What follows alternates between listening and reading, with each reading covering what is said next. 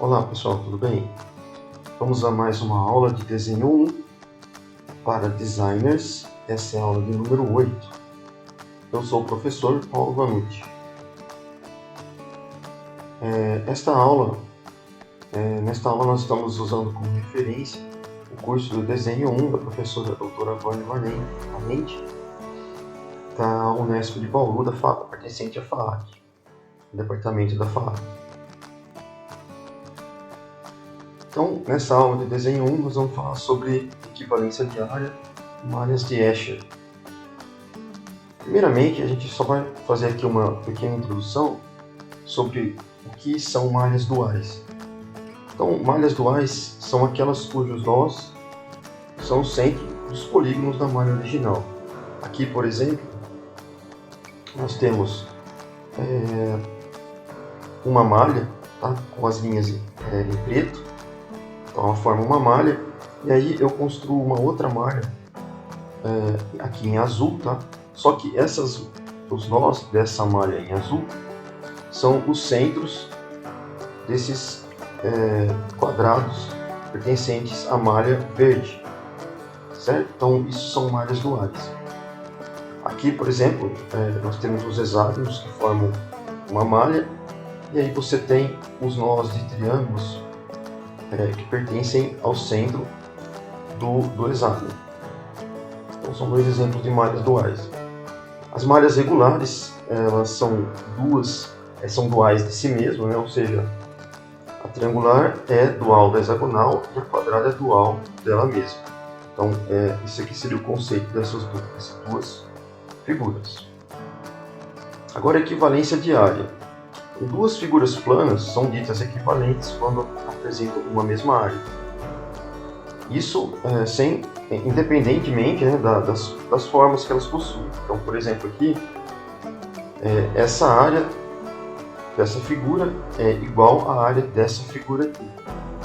Tá? Basta você contar os quadradinhos que você vai perceber que elas têm a mesma área. Por exemplo, esse outro quadrado aqui tem a mesma área que esse retângulo. Ou esse outro objeto, paralelogramo, ele tem a mesma área que esse quadrado. Esse triângulo tem a mesma área que esse paralelogramo, e assim por diante, tá? Dependente das formas. Então, isso aqui são equivalências de áreas. E aí nós podemos fazer transformações por equivalências, já que elas têm a mesma área, né? O que a gente pode fazer? Então, a gente pegando um quadradinho como esse, dividimos ele em 1, 2, 3, 4 triângulos, tem cores diferentes, e o central aqui um losango. Eu posso, por exemplo, deslocar algum dos triângulos que a gente formou para outras partes e formar objetos diferentes, como esse, ou como esse aqui, ou como esse. Observe que, apesar de eles terem formas diferentes, eles têm a mesma área, já que eles têm somadas os objetos separados, né? Não vão sair do padrão de área inicial. Tá bom? Isso aqui é muito utilizado, o famoso Tangram, tá? O Tangram ele vai ser um quebra-cabeça chinês. Ele é formado por 7 peças, tá bom? Essas peças a gente consegue formar várias figuras como essas daqui que eu estou mostrando, sem sobrepô-las, tá? De acordo com a enciclopédia do Tangram, você consegue montar mais de 1.700 figuras com 7 peças, tá? Então, por exemplo, aqui, ó, no Tangram nós temos 2 triângulos grandes, esse e esse, um triângulo médio, esse de baixo, 2 triângulos pequenos, um quadrado e um paralelogramo. Tá? Aí você tem esse jogo aqui. E aí você tem as peças que você pode formar. Certo? Bom, entrando agora em outro conceito, nós temos o seguinte artista, Maurits Cornelis Escher, tá? De 1898 a 1972. foi um artista que utilizou o conceito de que as formas não regulares também permitem a construção de figuras equivalentes e a pavimentação no plano, desde que adequadamente trabalhadas. Então, esse foi um artista holandês, foi um grande estudioso nessa área, tá? Ele criou inúmeros mosaicos baseados no conceito de transformação da forma por equivalência. Então, características das suas obras, tá? Então, representação de construções impossíveis, uma delas, né? Então, por exemplo, essa daqui é uma das obras, né? Se você observar, se você pegar um caminho, né? Você vai seguir esse caminho, você vê que esse caminho ele acaba não tendo fim, né? Mais ou menos o que acontece com a obra dele. Então, preenchimento regular do plano, por exemplo, essa é uma outra obra, e metamorfoses das malhas geométricas, como essa daqui. Então, o Escher trabalhava com as formas compreendendo como cada figura se entrelaçava à outra e ela se repetia, tá? Como esse exemplo aqui, formando padrões geométricos, né, que consistiam no preenchimento regular do plano. O Escher brincava com o fato de ter que representar o espaço, né, que é tridimensional, e representar esse espaço num plano bidimensional, como a folha de papel. Então ele criava figuras impossíveis e representações distorcidas e paradoxos, né? Como essa figura aqui, essa primeira, né? Representações impossíveis. Então o artista utilizava uma malha de polígonos regulares, né? Ou também não regulares, e fazia mudanças. Mas a área do polígono original era mantida, tá? Então assim surgiam figuras, né? De peixes, homens, aves, lagartos, etc. Na outra aula a gente falou sobre pavimentação no plano, e isso nós vamos falar só rapidamente de um conceito que é tessellation, tesselação do inglês, né? Que significa justapor polígonos de tal forma que se cubra o plano, sem deixar vazios e sem sobreposições. Então, dei uma olhada na aula anterior, porque é importante para a gente entender alguns conceitinhos agora. Então vamos lá, mudança de área por translação. Então vamos supor que a gente tem aqui um quadrado, tá? E aí eu vou fazer dentro desse quadrado, dentro desse limite, eu vou fazer uma linha qualquer como essa aqui. E aí o que eu vou fazer? Eu vou subtrair essa parte que sobrou e vou jogar ela para frente. Tá? Tira essa parte e jogo para frente. Então a área do objeto não mudou. O que mudou foi a forma. Certo? Então tá aqui. Agora o que eu vou fazer? Eu vou pegar essa mesma forma que eu criei, vou pintar de uma outra cor e colocar essas duas formas juntas, assim encaixarem. Né? Então eu vou fazendo isso, coloco outra imagem, tá? E vou formando uma imagem final. Então isso é uma mudança de área por translação. Agora, essa outra aqui, por exemplo, nós temos aqui, eu vou pegar essa forma, vou criar essa forma, só que eu vou rotacioná-la, né? Então eu vou considerar esse ponto fixo, eu vou rodar isso aqui. Ao rodar, eu vou ter essa parte de baixo em excedente, né? Subtraí a de cima e rotacionei aqui e formei essa imagem. Daí o que eu vou fazer? Vou colocar essa imagem em azul aqui que vocês estão vendo, né? A partir de um ponto central, vou rotacionando a primeira parte, rotaciono para a segunda, pinto diferente, rotaciono para a terceira, pinto diferente, e assim até formar essa imagem aqui. Agora a malha plana orgânica, né? Como que seria a construção? Então vamos imaginar aqui um quadradinho como esse, tá? Bem comportado. O que nós vamos fazer é desenhar uma parte aqui à direita e embaixo. E aí eu vou subtrair essa parte, extrair aqui de baixo de cima. Em seguida, o que eu vou fazer é pegar essa parte aqui que eu cortei, jogar ela para o outro lado, esse lado aqui, e colar essa parte aqui. A mesma coisa de baixo, vou subtrair ela daqui e jogar ela para cima, colar aqui. Então isso formou esse objeto, tá? Esse objeto tem a mesma área que o objeto inicial, que é o quadradinho aqui, tá? Só que ele está com uma forma diferente. Agora, o que a gente pensa? Observando esse objeto, que forma ele teria para a gente? Será que ele tem a forma de um mapa, de um país? Será que ele tem a forma de um animal?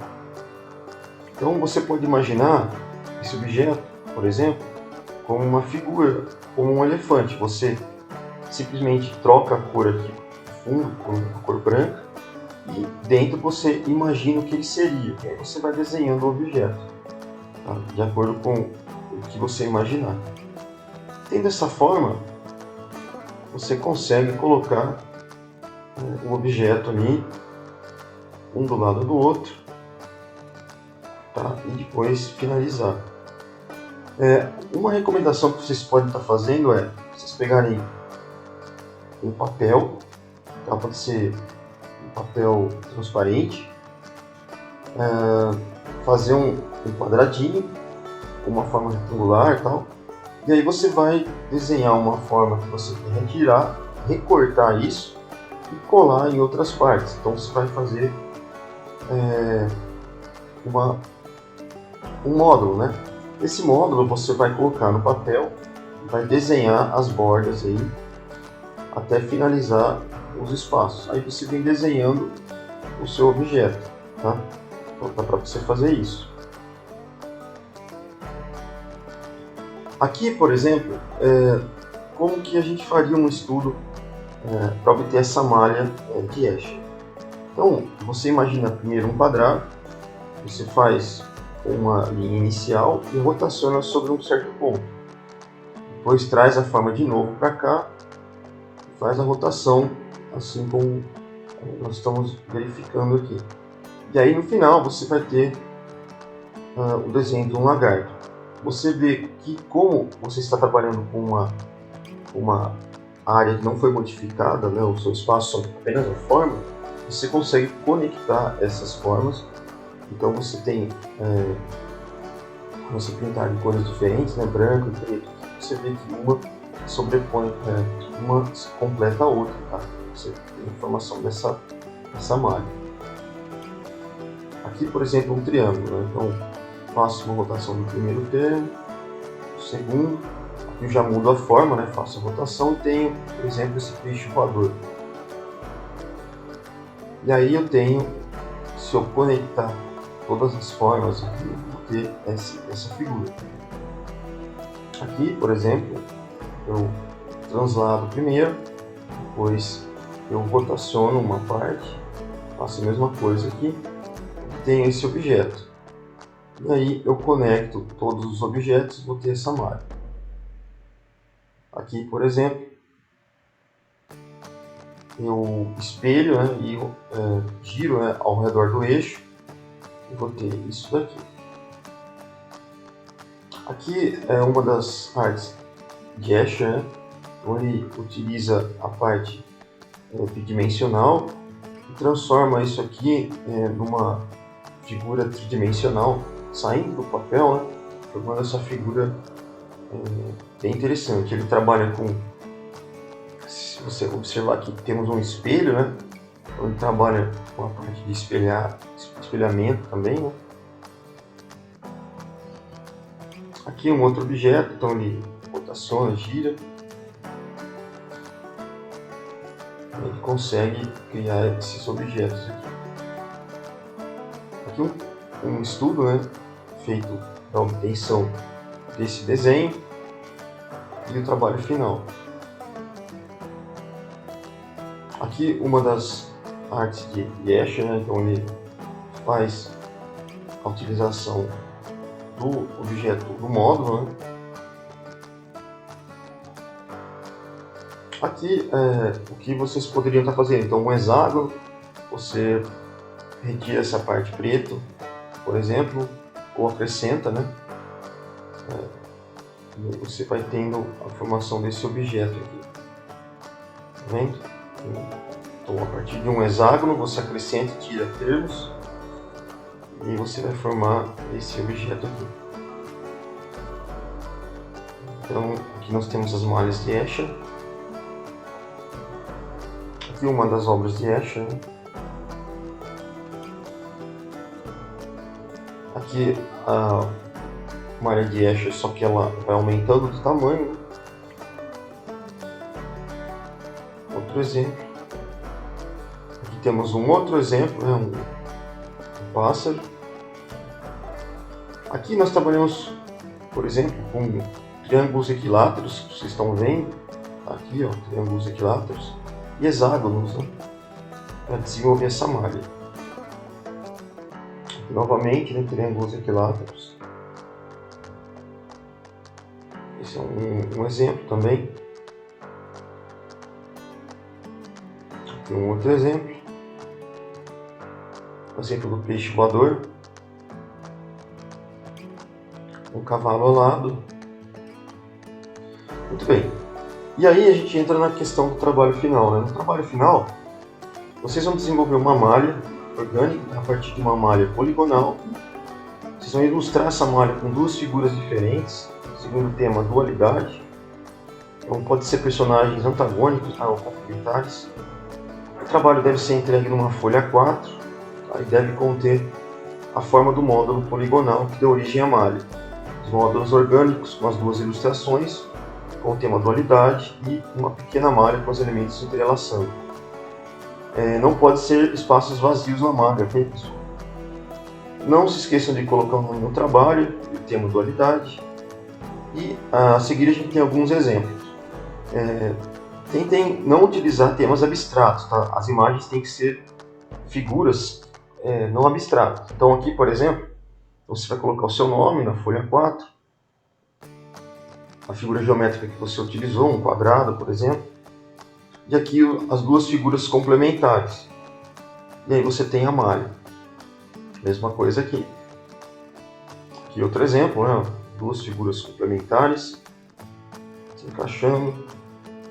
Aqui as figuras, né? O nome do trabalho, certo? Então é isso, pessoal. A gente finaliza por aqui. E bons estudos!